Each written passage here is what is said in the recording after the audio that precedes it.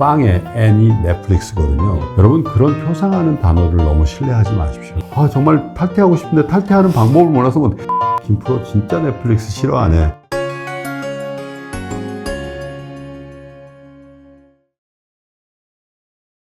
또 김프로님께서 여러 방송에서 이미 말씀하셨다시피 보통 대한민국에 전통적으로 이제 큰 부자들은 뭐 부동산에 투자해서 많은 돈을 벌었다 이런 통념이 있는데요. 어떤 자산이든지 어쨌든 본인이 확실한 뭔가 엣지를 가진 그런 자산에 투자를 해서 성공을 한다면 그 부자가 될 수 있을 것 같은데, 김프로님께서 생각하시는 본인의 엣지는 무엇인지, 그리고 요즘 많은 개인 투자자분들이 자신만의 엣지를 찾아서 이 성공적인 투자를 하려면 어떻게 해야 되는지. 두 가지를 다 고려하셔야 돼요. 하나는 투자에 있어서 곁불을 째지 말라고 제가 말씀드리잖아요. 그 얘기는 잘 모르는 동네에 가서 자기 목도 아닌 걸 차지하려고 막 쫓아다닌단 말이에요. 예를 들면 테마주만 하더라도 바이오가 뜬다 그러면 바이오를 뒤쫓아갔다가 갑자기 무슨 엔터주가 뜬다면 글로 쫓아갔다가 계속 곁불을 째시는 분들이 있죠. 아마 계좌가 녹아나실 거예요. 왜? 곁불은 정말로 자기의 불이 아니기 때문에 그렇죠. 투자를 하려면 자기의 모닥불을 스스로 켜고 장작을 더 얹어서 자기의 불을 만드셔야 되거든요. 그런데 그렇다고 해서 새로운 시도를 여러분 하지 말라는 게 아닙니다.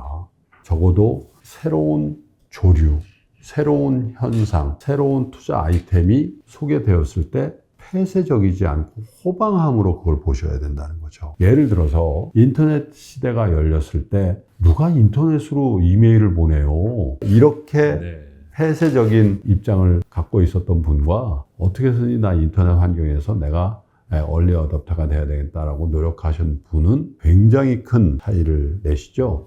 그 차이는요, 더 중요한 건데, 여러분 스스로의 차이가 아니라 여러분의 넥스트 제너레이션, 여러분들의 자녀들의 차이로 나타납니다. 만약에 인터넷 시대가 열렸을 때 퍼스널 컴퓨터를 사고 집에서 여러분 스스로, 여러분의 아버님, 여러분의 큰 형님들이 그것을 하는 모습들을 여러분들이 봤다면 여러분들은 패스트 팔로우가 되시죠. 그래서 새로운 조류가 왔을 때 여러분들은 여러분 스스로와 여러분 다음 세대들을 고려하셔서 그것을 수용하는 노력들을 주셔야 됩니다. 물론 잘 구분하셔야 되지만 이건 아니라고 그냥 문을 닫아 거시면 그게 세대를 누리면서도 좋지 않은 영향을 주게 되거든요. 그래서 최근에 벌어지고 있는 메타버스, NFT, 또 블록체인 이런 것들이 정말 규모 있는 새로운 시도들을 하고 있고 굉장히 많은 시장 참여자들이 그것을 투자의 대상으로 또 리서치의 대상으로 삼고 있다면 여러분 스스로가 공부하지 않고 그것을 예단해서 이것은 위험하다라고 단정해 버린다면 아마 큰 실수를 하실 수도 있거든요.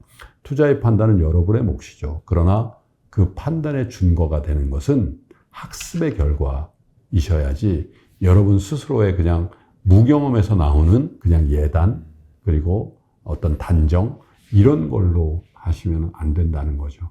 호방하게 새로운 조류에 대해서 마음의 문을 여시고 학습하시고 그리고 판단하셔야만 후회가 없으시지 않겠나. 그래서 곁불 째지 말라는 것과 어떤 새로운 조류에 대해서 호방해야 된다는 것은 결코 양립할 수 없는 것이 아니라 병존할 수 있는 주제다. 이렇게 여러분께 감히 말씀을 드리겠습니다. 최근에 중국 주식, 특히 항생 테크 지수를 구성하는 중국의 빅테크 같은 경우는 뭔가 중국의 규제라는 이 역시도 개인이나 어떤 단일 기관이 예측 불가능하고 대응할 수도 없는 이런 위기가 벌어져서 자산 가치가 폭락을 했는데, 또 중국 주식 자체를 이걸 투자 대상으로 봐야 되는지 아니면 리스크를 적당히 관리하면서도 반드시 자산 배분 차원에서라도 투자를 해야 될 대상인지 여기서 의견이 좀 갈리시는 것 같더라고요. 그래서 사실은 이제 빅2 그러니까 그 세계 경제를 넘버1이 이제 미국이고 넘버2가 이제 중국이니까 이 중국의 어떤 자본시장의 후진성 때문에 중국을 투자 대상에서 완벽하게 배제하는 것도 큰 리스크이죠. 그런데 분명한 거는 투자의 난이도는 미국보다 중국이 훨씬 높습니다. 어떤 정권이 혹은 공산당 정부가 주는 불가측성도 물론 그렇고요. 개별 기업들의 어떤 경영자들이 투자자들을 대하는 태도도 미국의 그것과는 굉장히 많이 다르고 또 수반되어서 회계 시스템이라든지 재무제표를 구성하는 어떤 종업원의 능력이라든지 이런 것들도 굉장히 불비한 것도 사실 많이 좋아지고 있는 것도 사실이지만요. 그래서 중국 주식에 투자할 때는 개별 종목에 대한 어떤 리스크를 상당히 많이 컨트롤할 수 있는 지수라든지 혹은 산업군을 ETF화한 것들 이런 쪽부터 시작하시는 게 좋지 않겠나. 적어도 포트폴리오는 꼭 하셔야 됩니다. 어떤 종목 한 종목에 꽂혀서 거기에 여러분의 자산은 상당 부분을 올인하거나 했을 경우에 굉장히 치명적인 결과를 얻으실 수가 있죠. 그래서 공인받은 회사에 여러분들이 선호하는 업종을 선별하시고 그런 회사에 나누어서 투자하시는 것 정도는 하셔야 되고 가급적이면 그런 산업 선호하는 어떤 업종에 특화된 ETF를 많이 활용하시는 게 중국 주식시장이 우리에게 주는 언컨트롤러블한 리스크를 조금이라도 좀 저감하는 방법이다 이렇게 생각을 합니다. 최근에 이제 실적 발표 시즌이어서 넷플릭스가 어제 또 장마감 이후에 이렇게 폭락을 하지 않았습니까? 25% 빠졌는데 또 거기서 35%를 빼는 엄청난 지하실을 지금 보여주고 있는데 정말 이제 소위 미국의 빵 주식 중에 하나였던 넷플릭스의 이 붕괴를 보면서 이 미국의 빅테크로 해서 반드시 완전한 도피처인지 좀 불안해지더라고요. 미국의 증시의 섹터로 봤을 때는 좀 어느 부분을 좀 유망하게 보세요? 플랫폼을 형성하고 있는 빅테크로 분류되어 있는 기업들을 표상하는 몇 가지 단어들이 있었잖아요. 빵도 그랬고 마가도 있었고 뭐 그런데 여러분 그런 표상하는 단어들을 너무 신뢰하지 마십시오. 그래서 구분해 내셔야 됩니다. 그룹핑이 돼 있다고 해서 다 같은 회사가 아닙니다. 넷플릭스가 대표적인 케이스죠. 빵의 N이 넷플릭스거든요. 근데 넷플릭스에 대해서는 지속적인 워닝을 많은 분들이 했고 저도 그중에 한 명이었어요. 저는 어떤 개별 종목에 대해서 투자 판단을 진행을 하면서 전혀 하지 않는 그런 노력을 합니다만은 그래도 제 생각이라는 게 있잖아요. 그래서 아마 저희 아침 그 라이브를 오래 보신 분들은 김프로 진짜 넷플릭스 싫어하네. 그런 생각을 하셨어요. 왜냐하면 제가 주가에 대해서 얘기는 했지만 인터페이스 너무 후졌고요. 정말 탈퇴하고 싶은데 탈퇴하는 방법을 몰라서 뭐 이런 얘기를 아마 10번 이상 드렸던 것 같아요. 그리고 제가 최근에 파친코라는 드라마 때문에 애플 TV에 가입했다는 얘기도 여러분께 솔직하게 드렸잖아요. 그죠? 그래서 킬러 콘텐츠가 중요합니다라는 말씀도 드린 바가 있는데 진입 장벽이라는 측면에서 이게 넘사벽이냐 아니냐 이거를 굉장히 여러분 잘 보셔야 됩니다. 지금 애플의 아이폰을 대체할 수 있는 게 뭐가 있을까요? 물론 삼성의 갤럭시도 그러나 그 안에 들어가 있는 iOS 생태계를 대체할 수는 없겠죠. 지금 구글 누가 대체할 수 있을까요? 그런데 과연 여러분 넷플릭스가 그렇게 철옹성 같은 경제적 혜자를 갖고 있다고 생각하시냐? 그런데 정말 고객들에게 콘텐츠 플러스 편의성이라는 측면에서 정말 긴장감을 가지고 그 회사를 운영했는지에 대해서 제가 계속 문제 제기를 했던 거고 그 틈을 만약에 그게 정말 철옹성 같아서는 애플이 아무리 자본이 있고 아이디어가 있고 못 들어옵니다. 디즈니 못 들어와요. 근데 쑥쑥 들어오죠. 그리고 결국은 가입자의 순감을 경험하잖아요. 매우 큰 위기죠. 물론 넷플릭스가 재기할 수도 있을 겁니다. OTT도 진화하고 있죠. 넷플릭스가 그걸 선도할 가능성도 있고 무엇보다도 넷플릭스는 오리지널 콘텐츠를 굉장히 많이 갖고 있죠. 오징어 게임을 비롯해서. 굉장히 강점입니다. 그래서 넷플릭스가 망할 거고 추락할 거라고 단정할 수는 없지만 그동안에 넷플릭스가 고객을 어떻게 상대했는지에 대해서는 조금 반성할 여지가 있다라고 생각을 합니다.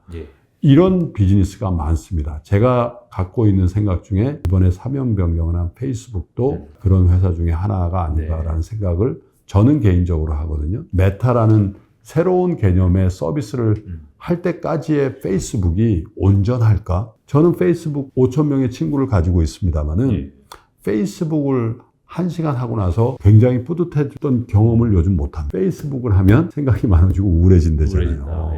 저도 공감하거든요.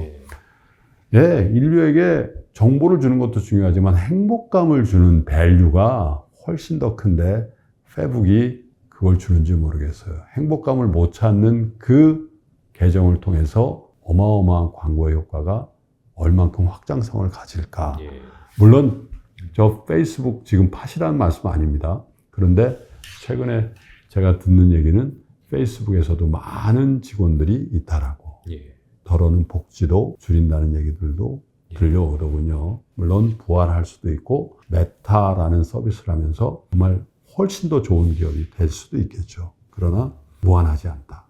하물며 구글, 아마존 혹은 애플도 무한하지 않습니다, 여러분. 그런 부분, 기업의 변천에 대해서도 계속 모니터링하면서 장기 투자하라는 게 그냥 방치하라는 거 아니잖아요, 그죠? 계속 모니터링하면서 그 기업 활동, 경영자의 어떤 결정과 실행을 계속 모니터링 하셔야 된다. 혹시 김프로님께서 개별 종목을 평가하실 때 참고하시는 밸류에이션 지표의 종류라든지 저평가, 고평가 좀 기준 같은 걸 좀 말씀해 주세요. 저는 뭐 여러 가지 봅니다만은 그래도 PER을 많이 봅니다. 예.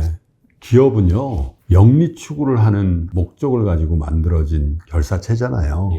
이익을 내는 게 그 회사의 지상 과제죠. 제가 가장 존경하는 경영자 중에 한 명인 JP 모건의 제이미 다이몬이 한 말이 이런 게 있습니다. 최고 경영자의 최고의 덕목과 과업은 재무제표를 건강하게 만드는 것이다. 파이낸셜 스테이트먼트를 솔리드하게 하는. 그 얘기는 뭡니까? 매출을 늘리고 이익을 늘리는 일을 하는 거죠. 그리고 기업의 부채 비율을 낮추고 자기 자본을 높게 하는 일이잖아요. 그거의 시발점이 뭡니까, 여러분?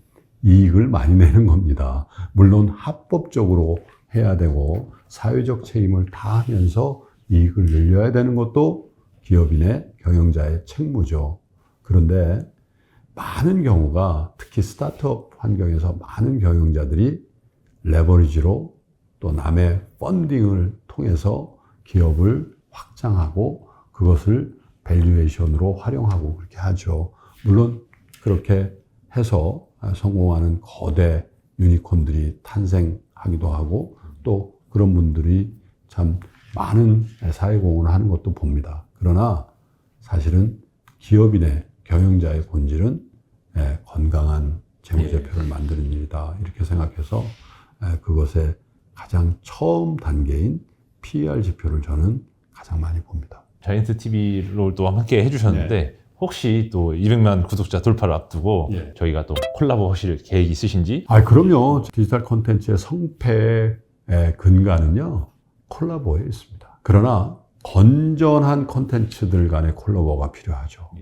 이 자이언트 TV라든지 이런 정말 공인된 좋은 콘텐츠와 저희 3프로TV는 언제든지 어떤 형태로든지 콜라보 할 거고요. 서로 이렇게 좋은 콘텐츠들끼리 교류하면서 이 시장이 넓어지고 그 과정에서 우리 투자자 여러분들이 좋은 기회를 얻을 수 있다라는 그런 신념 때문에 그렇게 하고 있는 건데 자이언트 TV를 비롯한 매일경제 이 매체와도 정말로 진심입니다. 정말로 좋은 콜라보를 시도해 보도록 그렇게 해 나가도록 하겠습니다. 바쁘신데 시간 내주셔서 감사합니다.